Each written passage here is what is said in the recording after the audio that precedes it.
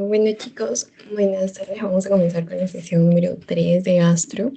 En esta oportunidad vamos a ver, ya hemos visto el primer tema de ERGE junto con cáncer, hemos visto dispepsia, también hemos visto gastritis y bueno, ahora vamos a continuar con el tema de enfermedad ulcerosa, ¿ok? Bueno, entonces, ¿qué es la enfermedad ulcerosa? La enfermedad ulcerosa como tal es una úlcera, ya sea en el estómago, ya sea en el duodeno o inclusive en el esófago. Entonces podemos encontrar úlceras en cualquiera de estos tres lugares.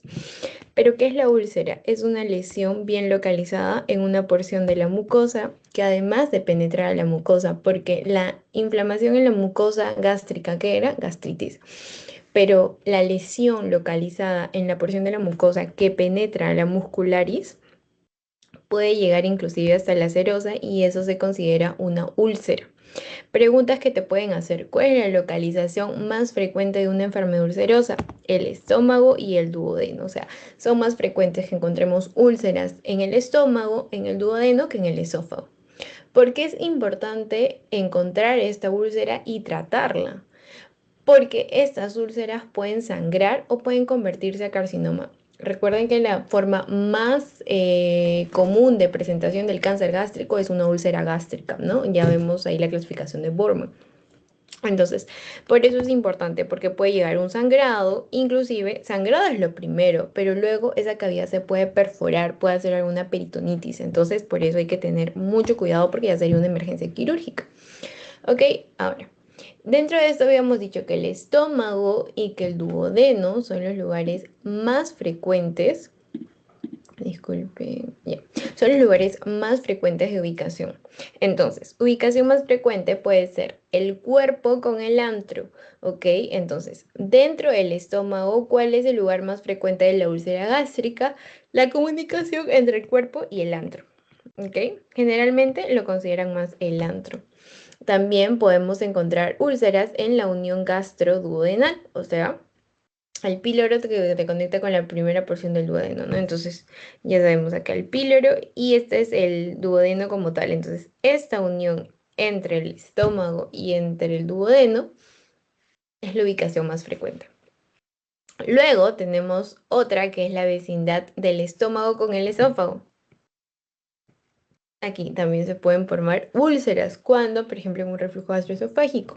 No confundamos las varices esofágicas que son por una hipertensión portal a comparación de una úlcera esofágica. Son diferentes patologías. Ya.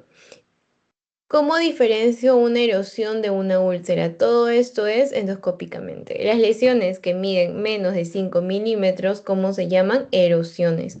Y las que miden más de 5 milímetros endoscópicamente ya se consideraría una úlcera, ¿ok? Entonces, ¿qué es lo importante que nos vamos a llevar de aquí? Que es una lesión bien localizada en la porción de qué, de la mucosa, que puede invadir inclusive hasta la muscularis, la mucosa, y puede llegar inclusive hasta la serosa. Ahora, su localización más frecuente es el estómago, el duodeno y puede llevar a un sangrado, puede llevar a una perforación. Pregunta de examen: ¿cuál es el lugar más frecuente de úlcera gástrica? Antro. Otros lugares frecuentes: la unión gastroduodenal. ¿Cuál es la diferencia entre una erosión y una úlcera? Una úlcera más de 5 milímetros, una erosión menor de 5 milímetros. Es sobre todo por el tamaño. ¿Ok? Bueno, dicho esto, tenemos que hablar de la epidemiología y de la fisiopatología. La epidemiología es que del 5 al 10% son dados en adultos. ¿Cuál es a nivel de género el más frecuente? El más frecuente es que sea en hombres. ¿Cuál es más frecuente, la úlcera gástrica o la úlcera duodenal? La más frecuente es la úlcera gástrica. Ahora, la úlcera gástrica se asocia a pacientes añosos, o sea, pacientes adultos mayores entre 50 y 80 años, mientras que la duodenal se asocia más a jóvenes. ¿Ok? Se asocia más a jóvenes, sin embargo, la úlcera gástrica se asocia a pacientes mayores. ¿Por qué? Porque se asocia a los AINES, al Helicobacter pylori y la duodenal también.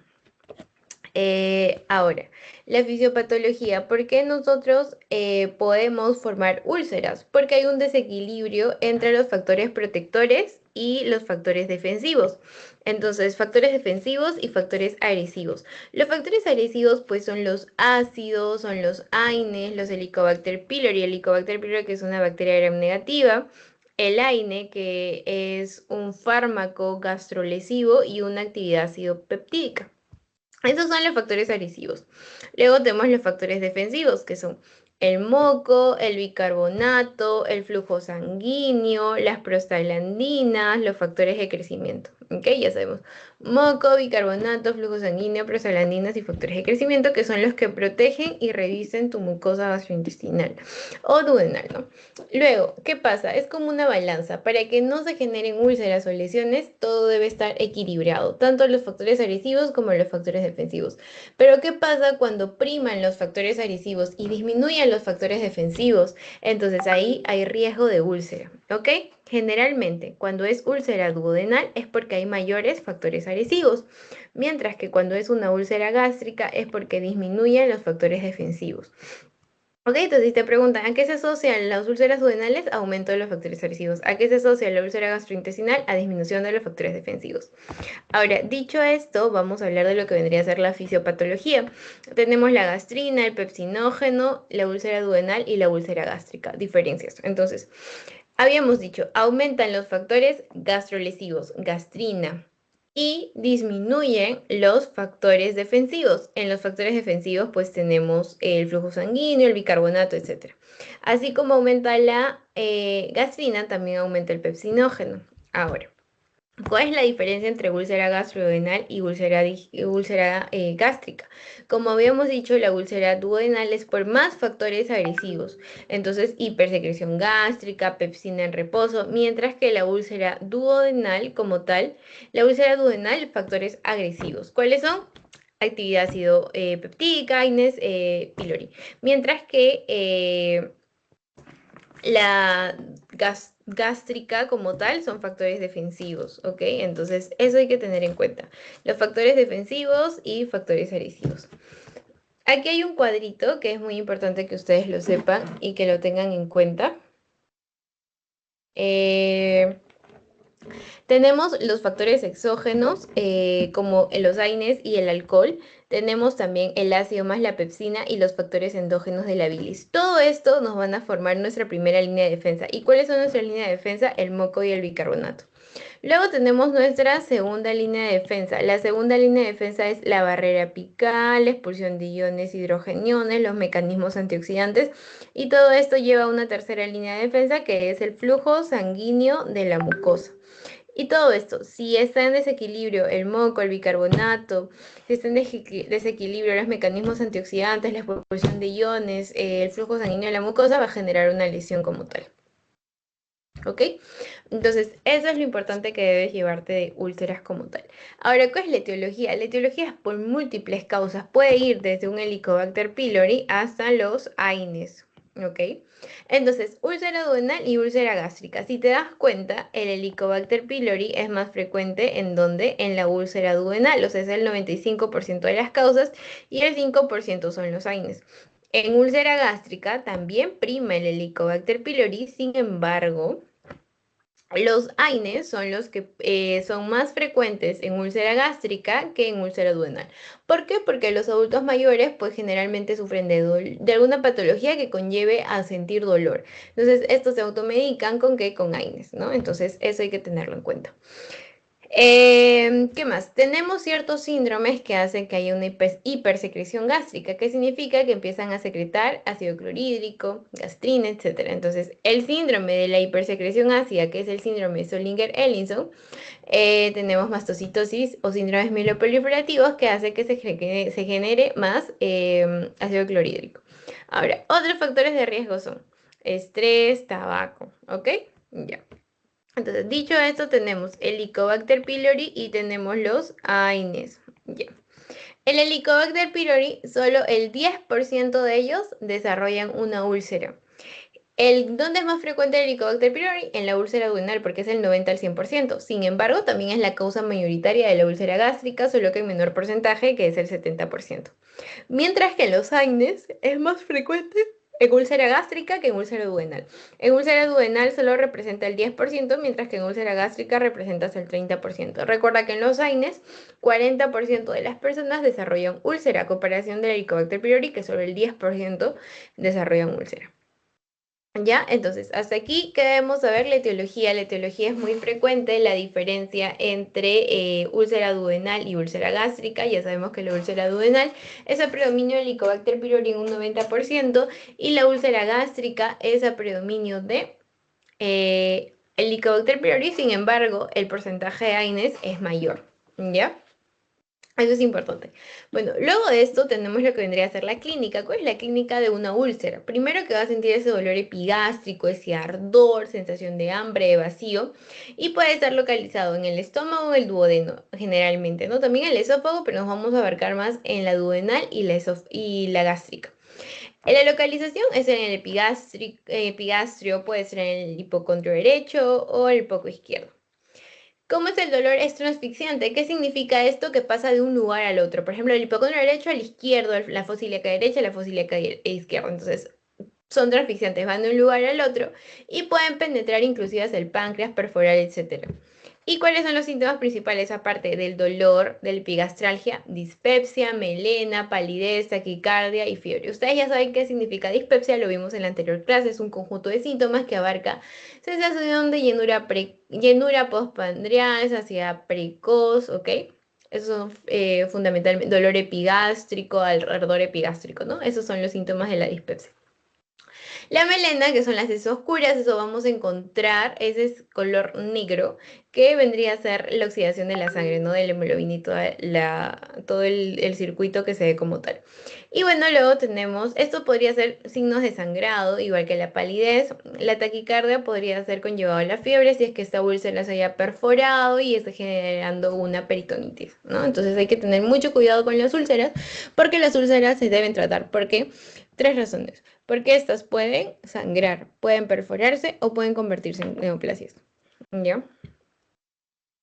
Bueno, dicho esto, pasemos al examen físico como tal. Recordemos que en el examen físico el paciente te va a decir, te va a referir la clásica palabra, me duele la boca del estómago. Ese me duele la boca del estómago es la famosa epigastralgia, ¿ok? En úlceras perforadas puede haber signos de peritonitis y en úlceras sangrantes también puede haber taquicardia o hipotensión, ¿ok? ¿Por qué? ¿Cuál es la diferencia? La úlcera sangrante estás perdiendo sangre, entonces ¿qué va a haber? Si hay pérdida de sangre, hay pérdida de volumen. ¿Cuáles son los mecanismos compensatorios? Taquicardia, y si hay pérdida de volumen, no hay perfusión de los tejidos y hay una hipotensión como tal. Mientras que en la úlcera perforada ya va a haber peritonitis, por ende va a haber signos de peritonitis, puede haber abdomen entero, signo de rebote positivo, fiebre, etc. ¿Ok? Ese es en el examen físico, para saber si es una úlcera perforada o si es una úlcera sangrante.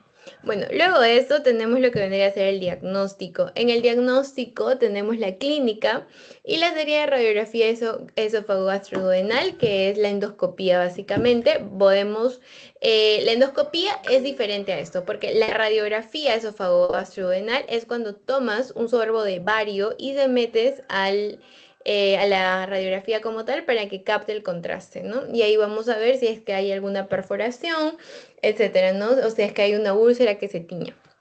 Y bueno, finalmente el gol estándar que vendría a ser la endoscopía digestiva alta, que en úlceras gástricas van a ser 100% obligatorio. ¿Por qué son obligatorios en úlceras gástricas? Porque las úlceras gástricas pueden evolucionar a neoplasias. Por eso es muy obligatorio y se deben repetir cada 8 a 12 semanas, es decir, cada 3 meses.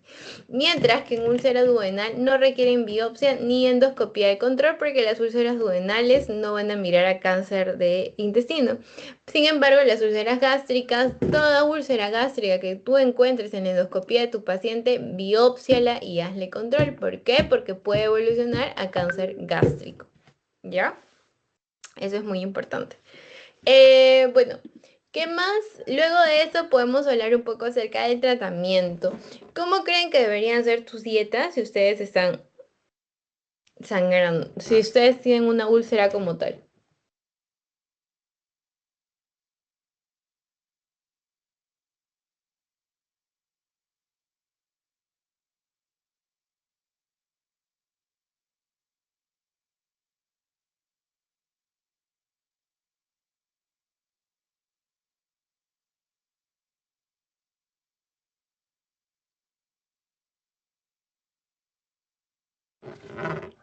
Ajá, muy bien. La dieta va a ser una dieta equilibrada, una dieta donde hayan horarios fijos para comer. Eso es muy importante. Y también evitar irritantes, factores agresivos para tu mucosa, como cuáles, como el café, como el té, como el tabaco. ¿Ok? Entonces, en eso se basa el tratamiento. Tenemos inhibidores de la secreción de ácido, protectores de la mucosa gástrica y antiácidos. ¿Cuáles son los inhibidores de la secreción de ácido? Tenemos los inhibidores de los receptores H2. Una sola dosis nocturna cada 12 horas. Tenemos ranitidina, famotidina y las dosis como tal. ¿Cuáles también son los inhibidores de las secreciones de ácido? Los inhibidores de la bomba de protones, los famosos, el famoso meprazol, esomeprazol, lansoprazol. En úlcera gástrica se dan durante 6 a 8 semanas y en úlcera duodenal se dan de 4 a 6 semanas. Se toman 2 veces al día, 30 minutos antes del desayuno o cena. ¿Por qué? Porque cuando tú lo mezclas con la comida es muy difícil su absorción, no se absorbe. Entonces por eso debe ser en ayunas, 30 minutos antes del desayuno.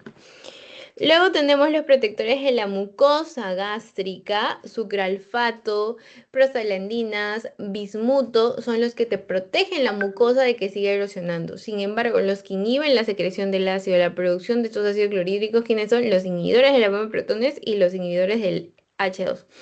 La ranitidina y la famotidina. Ahora, la ranitidina ya no se receta tanto, es lo que me contó nuestra doctora. ¿Por qué? Porque hay estudios que asocian la ranitidina con riesgo de generar cualquier tipo de neoplasia o cáncer.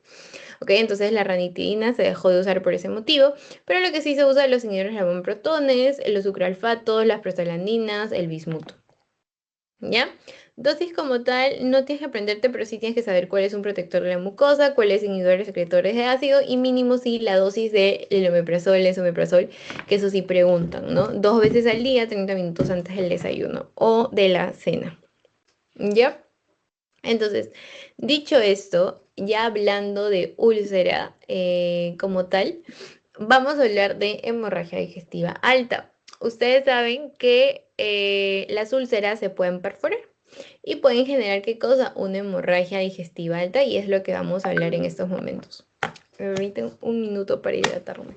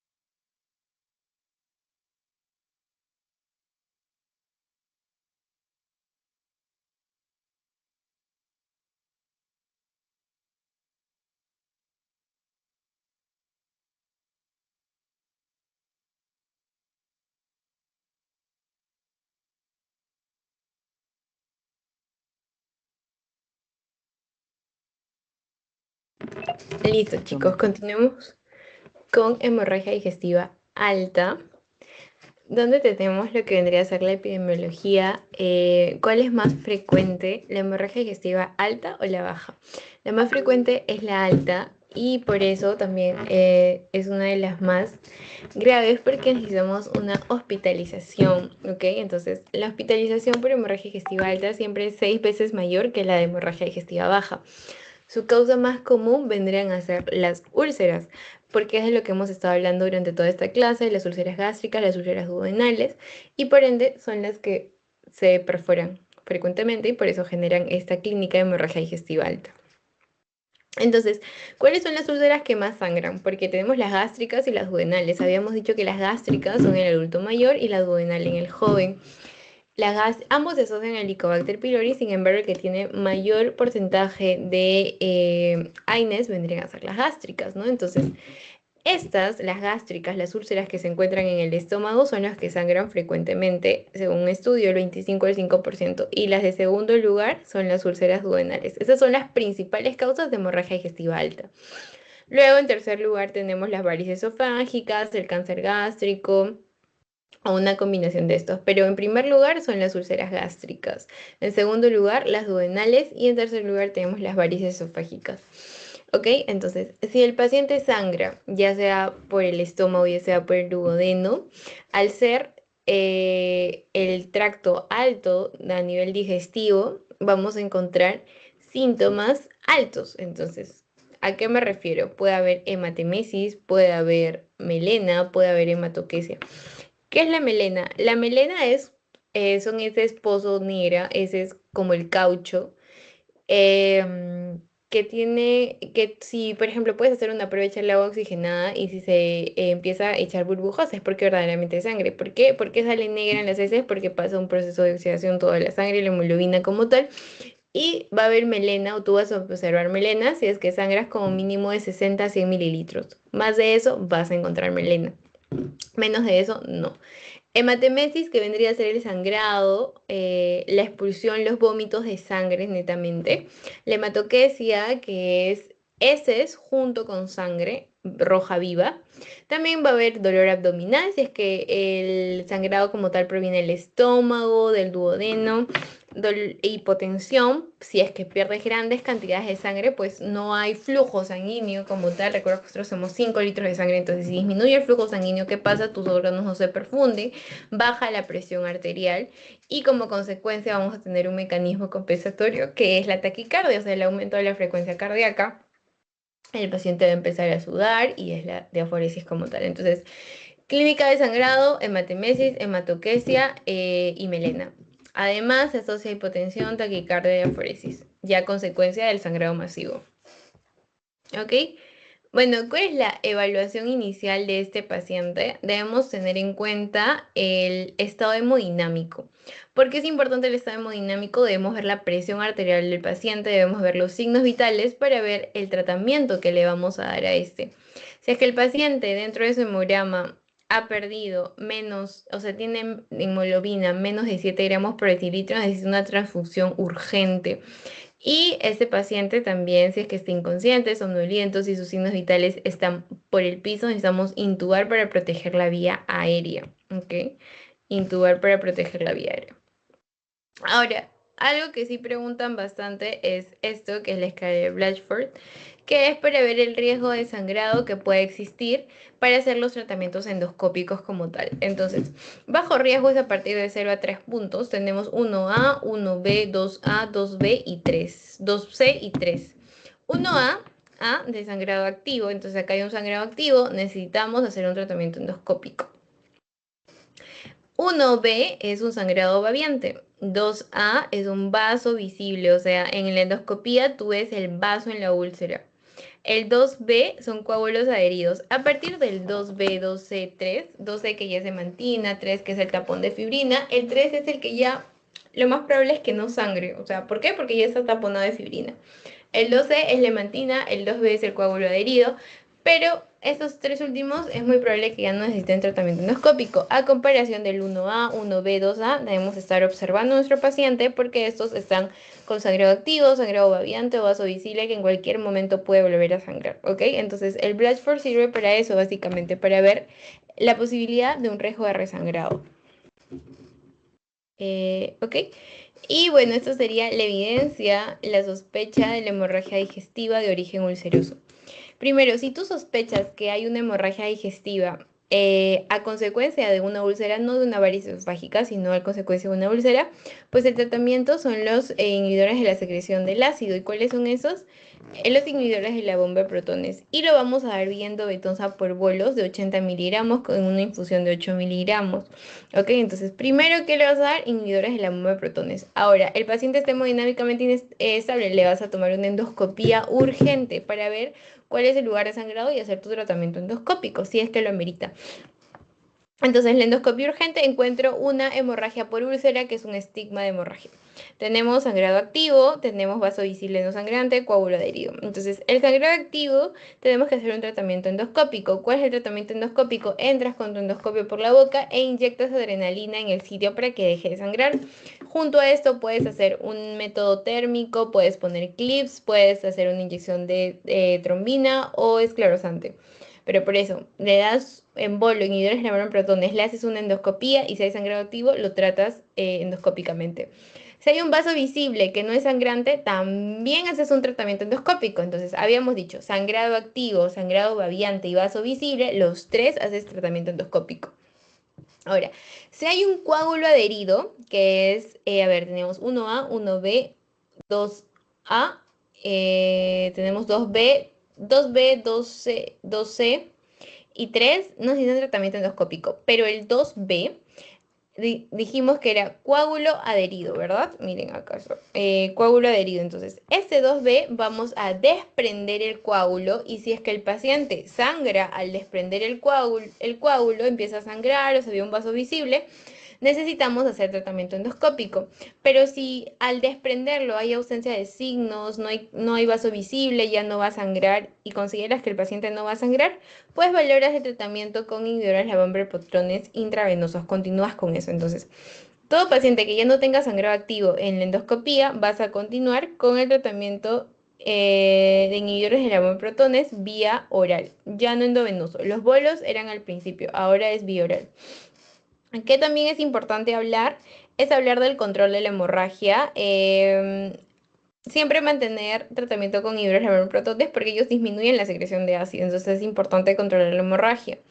Si es que no funciona el primer tratamiento endoscópico, por ejemplo, tenemos un sangrado activo, le hacemos la escleroterapia, le inyectamos adrenalina, le ponemos clips y sigue sangrando, hay un fracaso, hacemos un segundo intento con otra forma o con el mismo tratamiento endoscópico.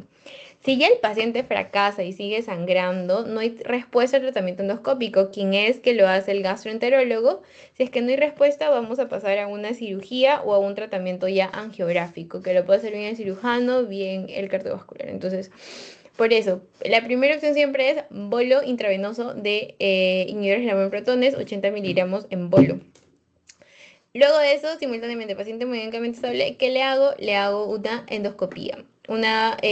Tengo, según la escala de Forres, como tal, tenemos sangrado activo, sangrado babiante y coágulo adherido, que son los tres que deberíamos tratar como tal. Babiante, vaso visible, activo y coágulo adherido. El coágulo adherido lo desprendes y sangra, lo tratas como si fuera vaso visible o babiante.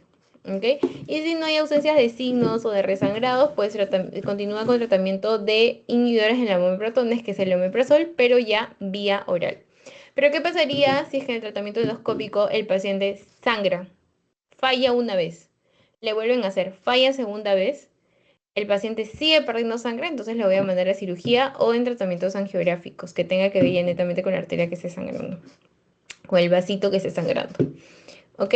Entonces, eso es básicamente la sospecha de hemorragia digestiva o el tratamiento. No sé si tienen alguna duda, pregunta.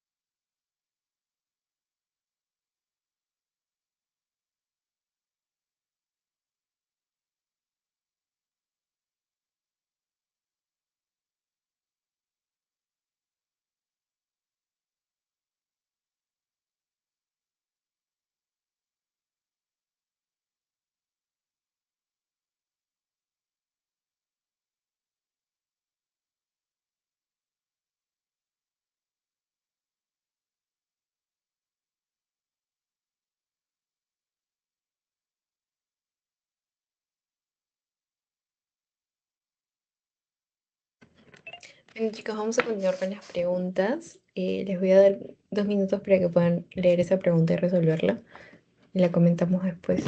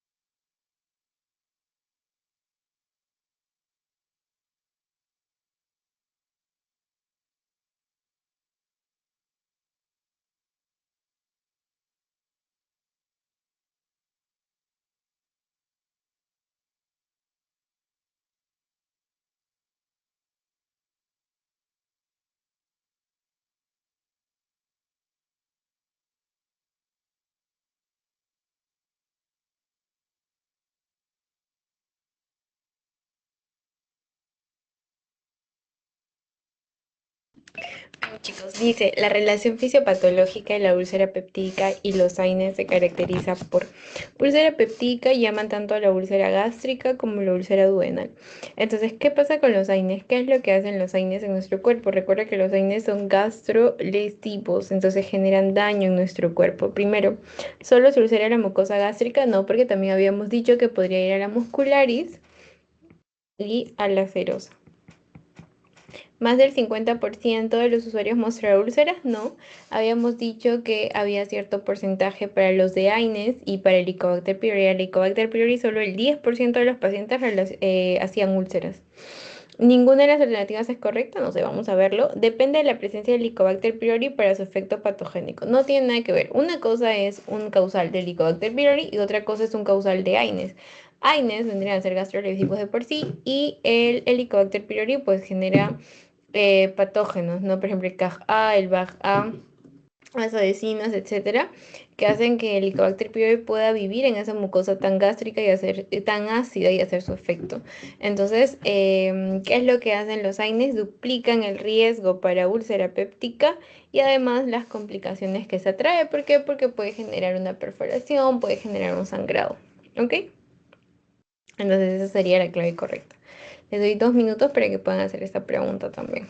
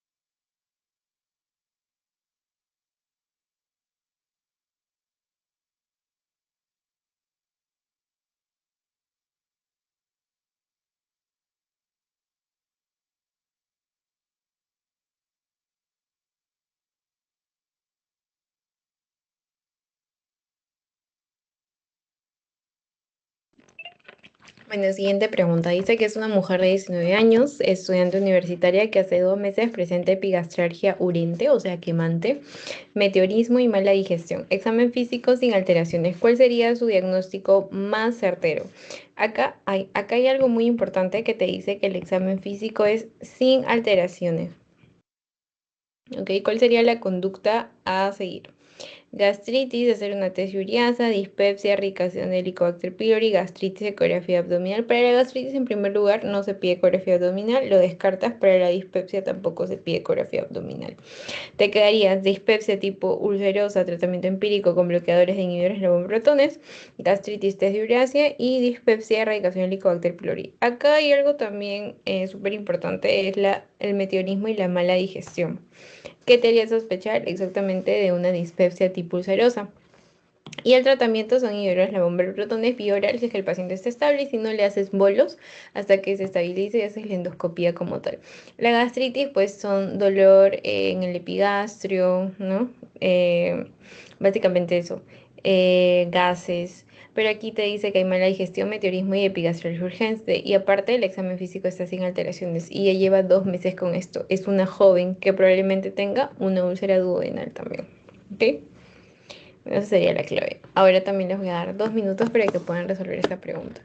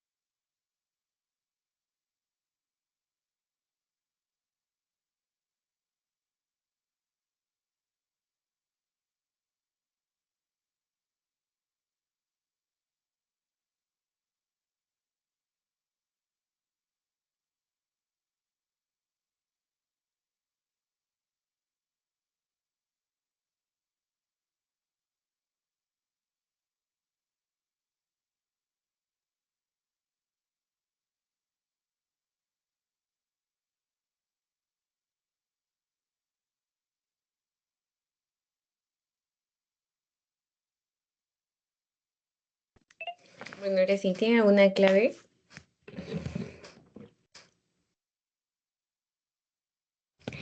Ya, bueno. dice que es un varón de 27 años que ingresó por emergencia con hematemesis y melena. Entonces, ya que creemos que hay un sangrado. Ahora, ¿es alto o bajo? Probablemente sea alto por la clínica, pero no es patognomónico.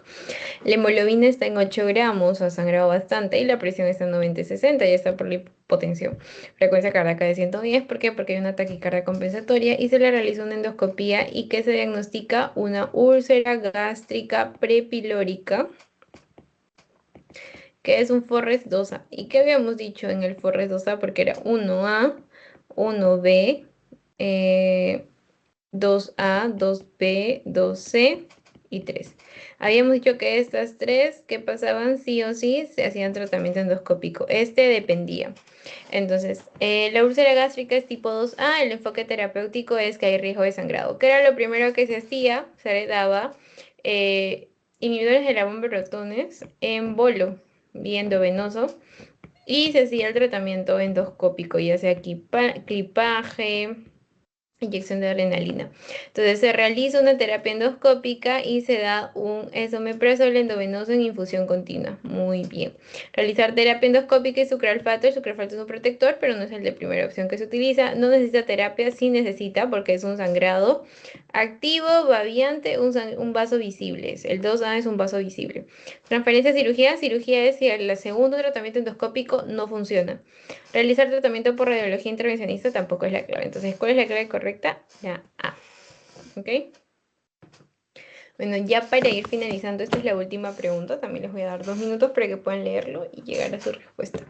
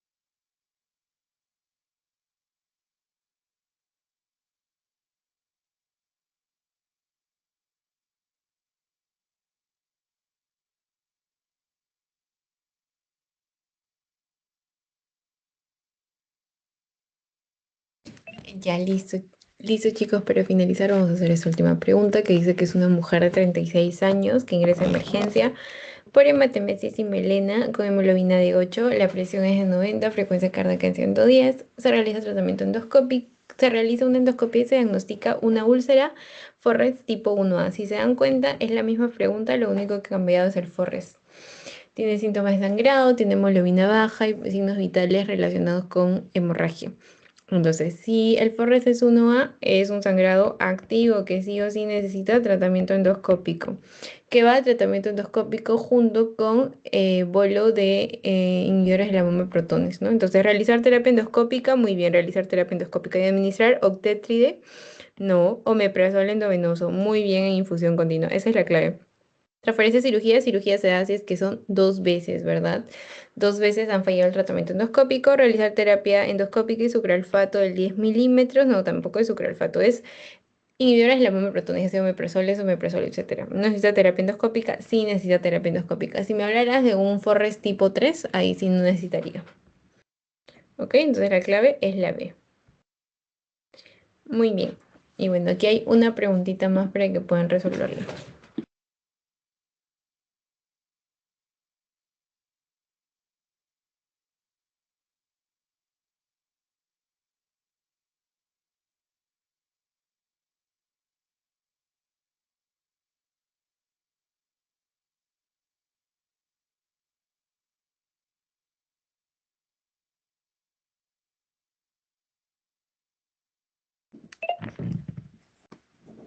A ver, dice que es una mujer de 71 años que es portadora de artritis reumatoidea, tiene tratamiento con AINES y tiene tratamiento crónico, 3 meses con AINES. Presenta dolor epigástrico tipo ardor y acude hoy a emergencia por presentar melenas seguidas de hematoquesia. Al examen clínico hay hipotensión y palidez marcada. ¿Cuál es el diagnóstico más probable? Tiene un antecedente, un factor de riesgo que es el consumo de AINES. Además de eso, tiene síntomas de dispepsia ulcerosa, dolor epigástrico, melena, hematoquesia, o sea, y hay un sangrado como tal, y hay una hipotensión y palidez marcada, o sea, no solo es la presencia de una úlcera, sino probablemente sea una úlcera gástrica, pero que tenga sangrado en estos momentos. Entonces, es una hemorragia digestiva alta. Divertículos, no, no tiene clínica de diverticulosis. Úlcera peptídica complicada con perforación, úlcera peptídica perforada al páncreas, penetrada al páncreas, no. Cáncer de colon avanzado tampoco. Entonces, estamos hablando de signos de hemorragia digestiva alta por úlcera peptídica. Esa es la clave correcta. ¿Por qué no sería la sello? Mira, porque si hay una úlcera peptídica complicada con perforación, ya. La perforación no es lo mismo que el sangrado. La perforación tendría que haber signos peritoneales como signo de rebote, fiebre, quemas, abdomen irritable, etcétera. ¿Ok? Bueno chicos, entonces esa sería la última pregunta. Espero que el tema de úlceras haya quedado un poco más claro con las preguntas. Son casos clínicos que te van a poner siempre, mira el Forres, los síntomas y ya sabes cuál es el tratamiento. Desde el 1A, 1B, 2A, 2B y 3 y 2B van a necesitar tratamiento endoscópico. 12 va a depender, 12 no, y 3 tampoco. El 2B es el que va a depender si es que sangra después de desprender el coágulo. ¿Ok? Bueno chicos, eso sería todo por mi parte. No sé si tienen alguna pregunta, duda, si la clase quedó clara. Igual cualquier pregunta me la pueden hacer llegar por interno para poder resolverla juntos. ¿Ok? Bueno, les voy a mandar el forms del post-test para que puedan resolverlo y poder marcar su asistencia.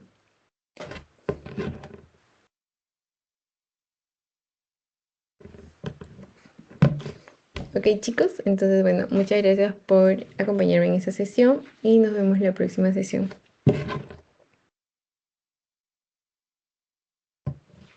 Ahora les envío el forms, no se preocupen.